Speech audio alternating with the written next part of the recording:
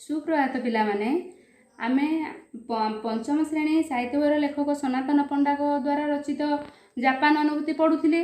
पूर्व कालांशरे आमे केमिति जापान माने परिश्रमी थिले, केमिति सचोट थिले ताहा आमे पढ़िथिले। आज आमे तुम बहिर 48 पृष्ठार द्वितीय अनुच्छेद ठारू पढ़िबा। लेखक जेतेबेले जापान रास्ता रे जाउथिले से देखिले रास्तार केउठी हेले भी गोटे उठा दुकान नथिला। आमर रास्ता दुई पटरे कौन उठा दुकान सब थाई अलिया आवर्जना गदा होई केते सब ठेला गाड़ी चाट गुपचुप बिक्री होची, तांकर सेमिति केउठी नथिला। तेणु से केते परिष्कार परिच्छन्न एथुर जना पड़ुथिला। आउ कोन थिला रास्ता कड़े जनगहलीपूर्ण पुणी रास्ता मानक जोठी अधिक लोक जावासवा करथिले सेठी दोकानी न थाई दुकान थिला। ताले सेठी जिनिस बिक्री करुथिला किए सबु मेसिन लागिथिला, सबु मेसिन ऑटोमेटिक मेसिन लागिथिला। से मेसिन सबु काच आलमीरा जिनिस सजा होई रखा होइथिला। सेठी जो ग्राहक माने जापानी ग्राहक माने आस्थिले तांकर आम भलिया टंका नाही, तांको आम टंका आमे जेमति टंका कहउचंती तांकर सेठी को येन कहंती। कोन कहंती? येन कहंती। येन पकेवा मात्रे काच आलमीरा भितर जो नाली रंगर गोटे बत्ती थिबो जळी उठिबो, जो जिनिस दरकार ता पाखरे येन टी पकेबे, सेठी लाली रंगर बत्ती जळी उठिबो। आ कोन हबो ग्राहक आवश्यक जिनस पाखरे से स्विच टिपी देले जिनसटी तलक आसियो भारी, बाकी अवशिष्ट पैसा मध्य तलक पळे आसिबो। तेणु एथिरु जापान रो विज्ञान आ वैषयिक विद्या केते समान आगुआ आमे जानि परिबा। आउरी मध्य लेखक जो होटल रे रहउतिले सेठी सबु कोठरी गाधुआघर पायखाना सबुठी स्वयंचालित जंत्रपाति रिमोट मारले काम करुथिला, केही सेठी पाखकू जिबाकू पडु नथिला।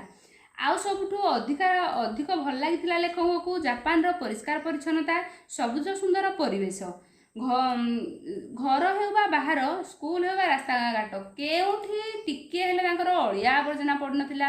आमर तो आम विद्यालय आम सबुदिन सकाळ आसिले सफा करछंती, कोन पय आमे ता पूर्व दिन परिष्कार करिसंती, कागज पकेइसंती, पेन पकेइसंती, पेंसिल पकेइसंती, कि से माने तांकर से सबु न थाए।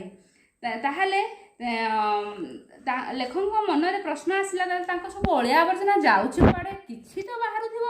आम गोटे बिस्कुट पैकेट किनले खाइले बिस्कुट जति कड़े दबा पकेवा ना, तांकर नजर पड़ा होटेल रो लबी रे थिबा तीनोटी भिन्न भिन्न रंगर अलिया पात्र। लबी माने होटेल रो होटेल बारंडारे तीनोटी भिन्न भिन्न रंगर डस्टबिन थिला।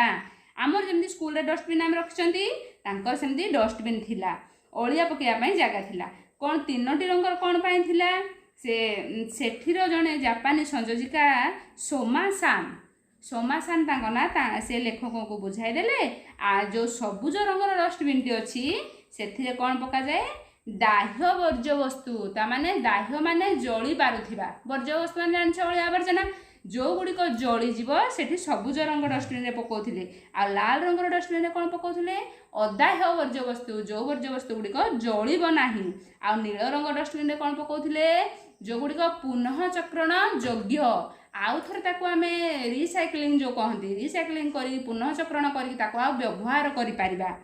तापरे सेमाने कोन करंती? दैनंदिन जीवन रे बहुत कम अलिया आवर्जना बाहर करती, सतर्कता अवलंबन करती, बेसी खाद्य पदार्थ रोषे करती ना, नष्ट करती ना, जेतिकी खाइबे सेतिकी रोषे करिवे, जेतिकी खाइबे सेतिकी जिनिस धरिबे। आमे मनकर भोजी जाउछंती, आमे जदि खाइ परिबा नै ताडू अधिक गुडे मागी दोछंती, सेटा को नै अलिया पके दोछंती, कि सेमाने सेमिति करंती नै। तेन सेमिति करिबा उचित भी नुहे, ता द्वारा परिवेश दूषित हबो, हमर खाद्य भी नष्ट हबो। जिनिस किनला बेले सेमाने देखिकी किनती को जिनिस गुडिक शीघ्र नष्ट हबो नाही, से भाया जिनिस किणती। आउ कौन करती? आ गोटे ता संगे से कौन सी जिनिस को संगे संगे फिंगी देवे ना। केउठू चॉकलेट जरी बाहला, केउठू डियासिली खोल बाहला, केउठू चूड़ी ड्रेस किनले तार कभर बाहला, ताकू सब केमती आउ थरे व्यवहार करा जाय परिबो सेडा से चिंता करती। पुराना चूड़ी, पुराना जो माड़ी ताकू से सब व्यवहार करी विभिन्न खेलना, घर सजेबा उपकरण, कौन पेन स्टांड आम जमी बनाती, पेन स्टांड जो नड़िया तेल खोलू से भाया से व्यवहार करती। तापर कौन करती? अलिया पकेवा समय से आउ गोटे मुख्य जिनिस देखते केमी आम आउ थे व्यवहार करिया। जमी देखिन तुम सब रास्ता कड़ मान प्लास्टिक डब्बा सब उठेक नौकरी लोक मैंने ନେଇକି ସେମାନେ କ'ଣ କରୁଛନ୍ତି, ତାକୁ ରିସାଇକେଲିଂ କରାହେଉଛି, ତାକୁ ଆଉ ଥରେ ତରଳେଇ ସେଥିରୁ ଆଉ ଥରେ ନୂଆ ଜିନିଷ ବାହାର କରାହେଉଛି। ତାଙ୍କର ବି ସେଇଠି ସେମାନେ କରନ୍ତି। ତେଣୁ ସେମାନେ ସବୁ ଭିନ୍ନ ଭିନ୍ନ ଡଷ୍ଟବିନ୍ରେ ପକେଇଥାନ୍ତି।